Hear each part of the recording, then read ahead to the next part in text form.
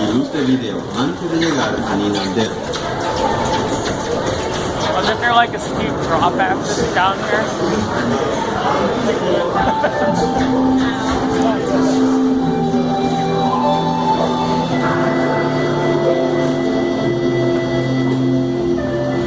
Welcome to a voyage of discovery and awareness of the richness, the diversity, and the often surprising nature of living with the land.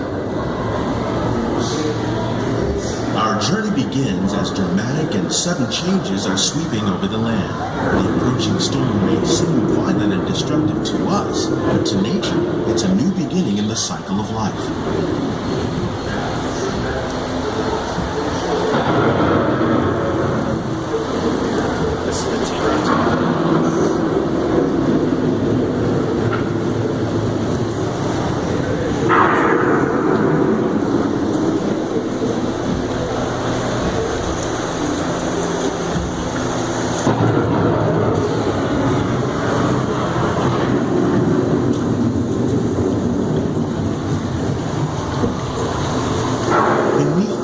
Of the land, roots trap water from the flowing mud, extracting precious nutrients and minerals. These elements, when combined with sunlight, create the diverse living systems of our planet.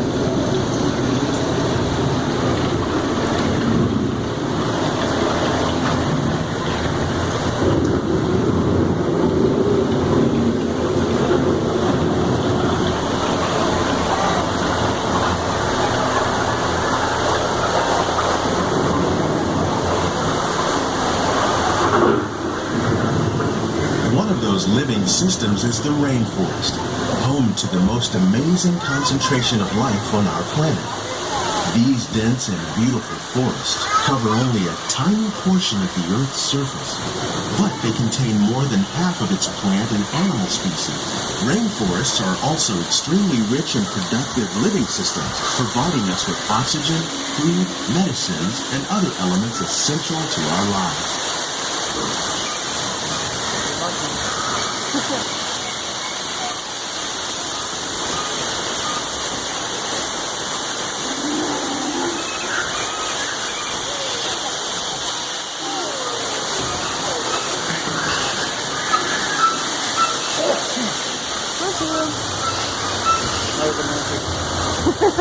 In the desert, nature has created a very different, but no less beautiful living system. And while this arid landscape may seem lifeless, it is very much alive. The plants and animals that have learned to survive in these harsh conditions make use of what little water they can find and avoid the scorching rays of the relentless sun. The American prairie once appeared as desolate as the desert, but over time, rainwater and nutrients gradually penetrated the hard surface of this land. Even the hooves of the mighty buffalo helped create the rich soil that would one day become home to the American farm.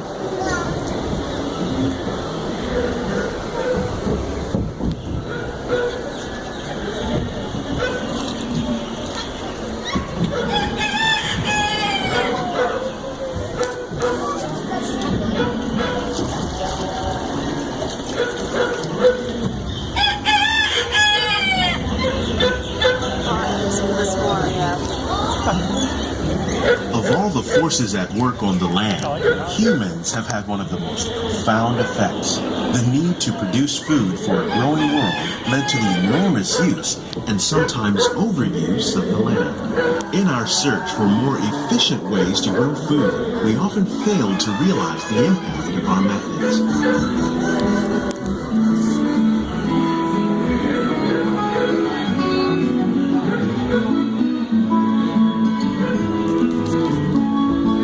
Today, we're learning to live with the land, discovering better ways to grow food that will assure both human and environmental well-being.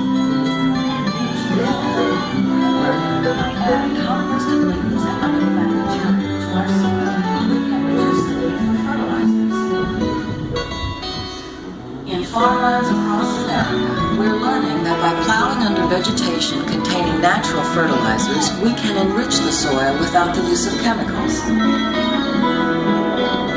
In In Saudi Arabia and Mexico, we're learning to produce food on desert seacoasts by developing and planting crops that thrive on salt water.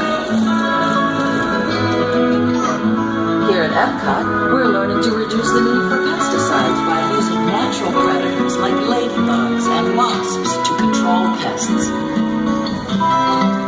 In Japan, we're learning that by adding composted leaves and other plant material to our soil, How will we can meet reduce tomorrow's the need for growing fertilizer. needs for food production, yet still respect the needs of the land? Some of the answers are being discovered just ahead.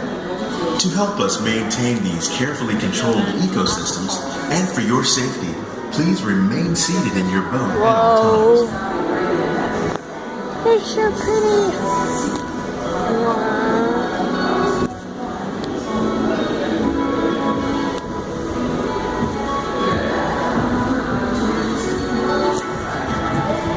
Look, there's some monkeys in here.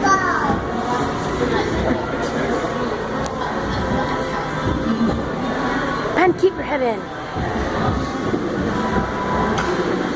Welcome to our living laboratories, where scientists from Epcot and the U.S. Department of Agriculture are exploring innovative ways to produce bountiful harvests now and into the future.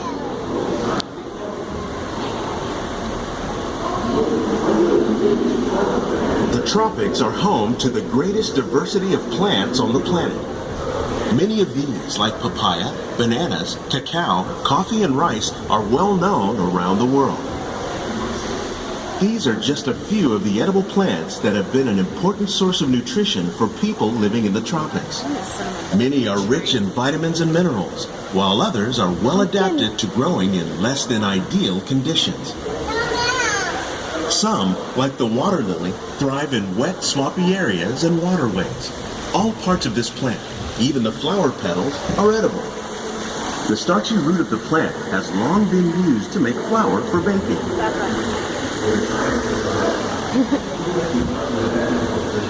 One day, many of these lesser-known tropical plants may be as important as the bananas growing on both sides of the boat.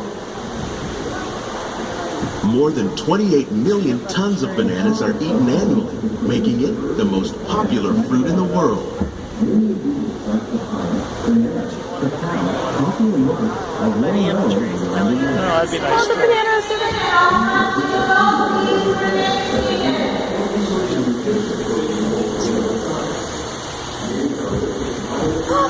fishies! Whoa. When we mention farming, you probably don't think of fish. But fish farming, or aquaculture, accounts for nearly half of all the seafood consumed globally. Oh my God, they have like bass, sturgeon and here. catfish, like the ones you see here, are three of the more popular crops raised by fish farmers. The sustainable system we're using here recycles the water in the tanks. As a result, we're able to save millions of gallons each year.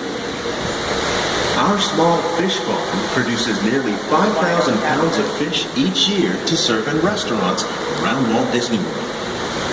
Innovations like this one can play an important role in our efforts to produce bountiful harvests and still protect natural resources.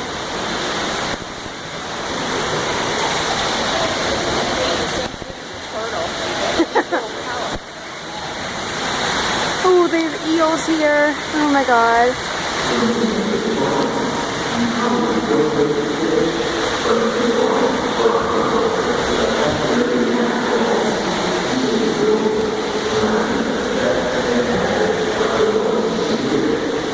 Ooh, they have cherry blossoms. While there are more than 50,000 edible plant species in the world, most of us are only familiar with the handful that make up our everyday diet. The common grains growing here, wheat, maize, sorghum, and millet, plus rice, account for nearly 2/3 of our global food consumption. Learning how to increase yields of these staples is an important goal of research around the world. Watermelon could be hung. Watermelon. Oh my God. No, not you. Look up ahead. We should eat some monkey puzzle. That looks very... These plants are definitely on their way up. Innovative growing techniques like these increase yields while more efficiently using resources like water, fertilizer, and pesticides. Another innovation at work here is our integrated pest management program. By populating our greenhouses with beneficial insects that prey on harmful pests like aphids and flies, we are significantly reducing our reliance on conventional pesticides. We're growing these crops using our nutrient film system. This technique precisely controls and recycles water and nutrients. With it, we can produce over 27,000 heads of lettuce a year in this one small area.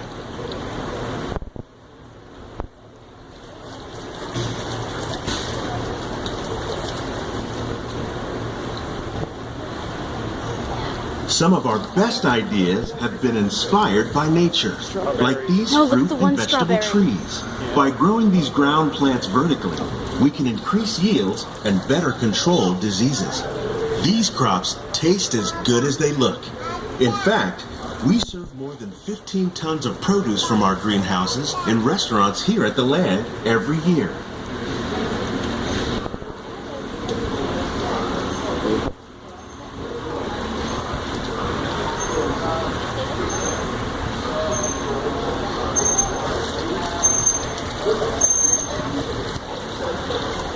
The future of agriculture may include innovative ideas like this vertical growing system. Plants grown in this way use a fraction of the space required by traditional growing methods. That saves water and increases production. The aquaponics system on your left combines hydroponics with aquaculture. The fish provide a natural source of fertilizer for the plants. What kind of and fish the is plants that? help keep the water clean for the fish. It's another great way to produce more while using less. In our lab, Epcot scientists are working with the U.S. Department of Agriculture on a number of innovative projects. The goal of these efforts is to produce higher yielding and better quality plants. Fish was that?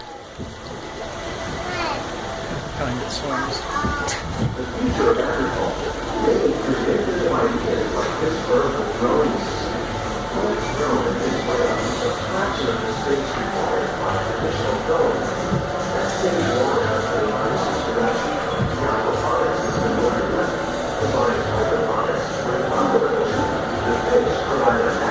These greenhouses represent just a fraction of the work being done worldwide to produce bountiful harvests for our growing population.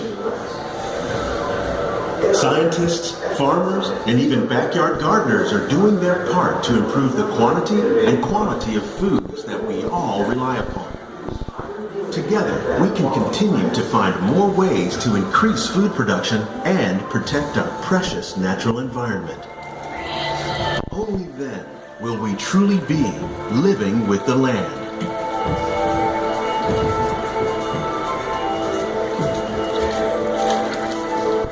On behalf of Walt Disney World, we hope you've enjoyed this unique journey through our living laboratories. If you'd